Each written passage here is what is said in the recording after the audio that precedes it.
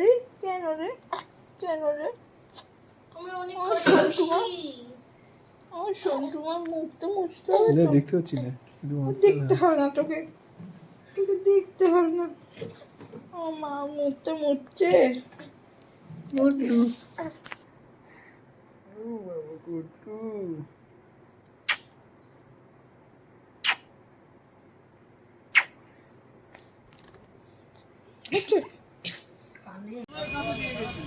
আমরা ভুলে গেছি একটা ছাতা আনতে। চলো, ওর নিজেরই তো ছাতা রয়েছে ঘরে।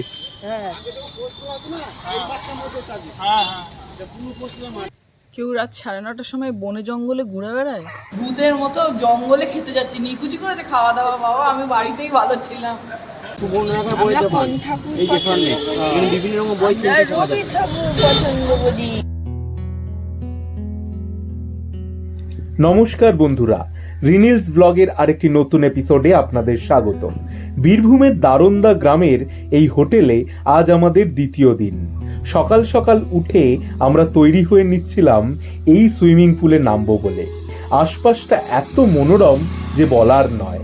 পাশ দিয়ে গাড়ি চললেও সেই আওয়াজ দীর্ঘস্থায়ী হয় না, বরং হাওয়ার শব্দ আর আশপাশে দূর থেকে ভেসে আসা নানান পাখির গুঞ্জন কানে ভাসতে থাকে।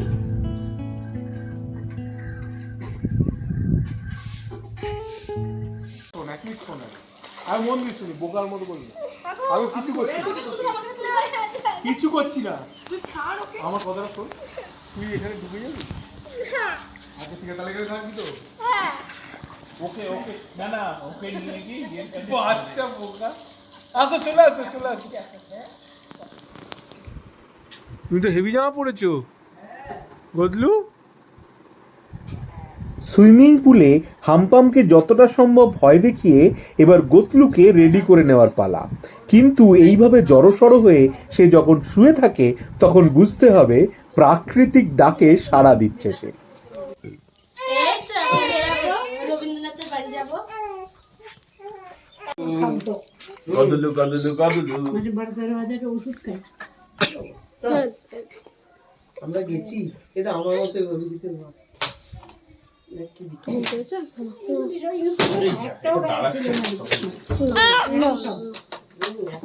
এগুলো সাইডে করতে আছে তো, ওষুধগুলো খাই না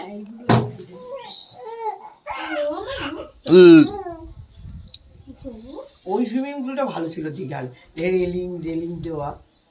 শান্তিনিকেতনে আজকে সাইট সিনে বেরিয়েছি। এখন বিশ্বভারতী এবং রবি ঠাকুরের বাড়ির চত্বরে আমরা রয়েছি। এখান থেকে দুটো টোটো বুক করা হয়েছে, যে টোটো দুটোয় আমরা সবাই মিলে মানে 8 জন আমরা এখন সাইট সিনে যাবো। আমাদের সঙ্গে গুতলুও রয়েছে। আমরা সবাই চা খেলাম, সে শুয়ে শুয়ে হাসছিল। বেরোতে একটু দেরি হয়েছে, একটু মানে অনেকটাই, 12:30টায় আমরা বেরিয়েছি। কারণ তার আগে আমরা সবাই সুইমিং পুলে এপাং ওপাং ঝাপাং করছিলাম। তো ঠিক আছে, দেখা যাক কতটা কি করে ওঠা যায় এই সময়।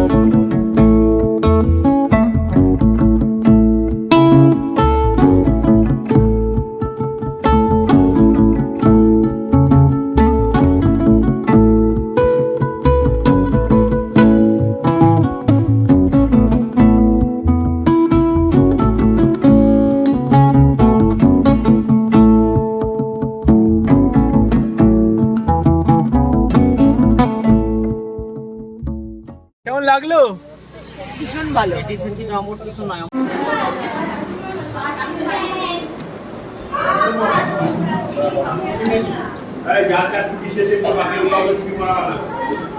খবর? ঠিক আছে।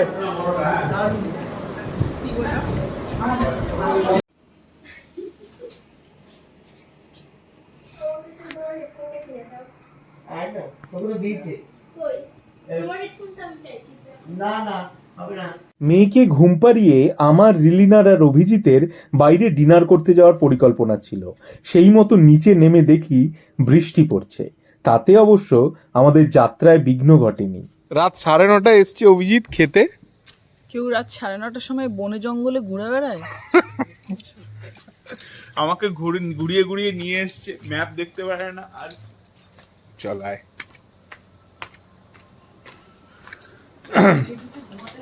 হ্যাঁ দাদা, দাদা গো, দাদা আপনাদের ফোন করেছিলাম, অনেক দূর থেকে এলাম খেতে, 3 জন হবে? ফোন করেছিলাম, 3 জন এলাম খেতে অনেক দূর থেকে। ওই একজন ফোন করেছিল, দেখছিলাম। আমরা সেই দারোয়ান্দা থেকে আসছি। আর দুপুরে তো আপনাদের বিখ্যাত খাওয়া দাওয়া, রাতে জানি না কি পাবো। যাক,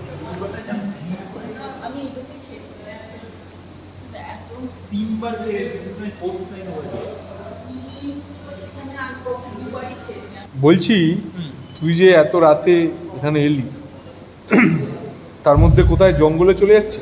জঙ্গলে গেছিলাম, ঢুকেছিলাম তোর পথ নির্দেশ ফলো করে। তো তুই ভুল পথ নির্দেশ দিয়েছিলি, আমি জঙ্গলে ঢুকেছিলাম। সেটা ঠিক আছে, একটা জঙ্গল অলওয়েজ জঙ্গলের ফিলটা পেলি? একদম ফিল জঙ্গলের ফিল পেয়েছি আমি, পুরো ভুতুরে ফিল পেয়েছি। তোর কিরম লাগছিল? ভুতুরে ভুতুরে কিছু তো বলতে পারছি না, দুজনের সাথে গাড়িতে বসে আছি, কি আর বলবো। বেশি বললে নামিয়ে দেবে, হ্যাঁ, যদি নামিয়ে নামিয়ে না দিক, দুজন কাকে ভয় দেখাবো আর কি করবো। পুরোটা ভূতের মতো জঙ্গলে খেতে যাচ্ছি, নিকুচি করেছে খাওয়া দাওয়া। বাবা আমি বাড়িতেই ভালো ছিলাম।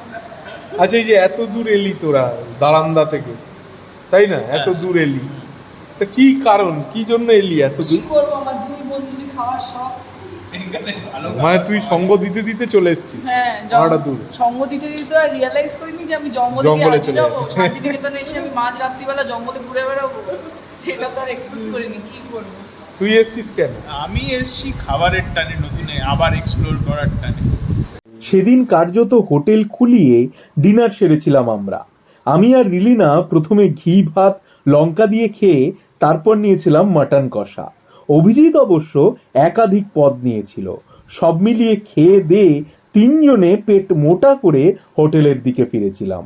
এখানেই বলে রাখি, অন্যান্যবার বনবীথি হেসেলের যে খাবারের স্বাদ পাই, এবার তা মিসিং ছিল।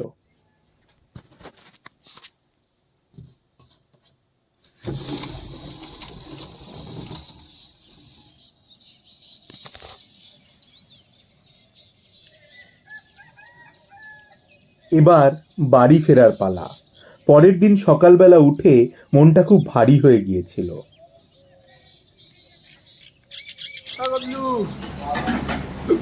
গল্লু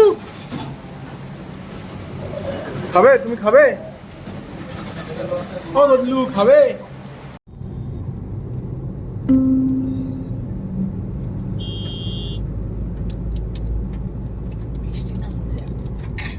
শক্তিগড়ে ব্রেকফাস্ট সেরে বাড়ির দিকে চলেছি আমরা। বৃষ্টিটা খুব মন ভারী করে দিচ্ছিল। আবার যে কবে বেরিয়ে পড়া যাবে জানি না। ততদিন গতলুকে আরেকটু বড় করে নেওয়ার পালা।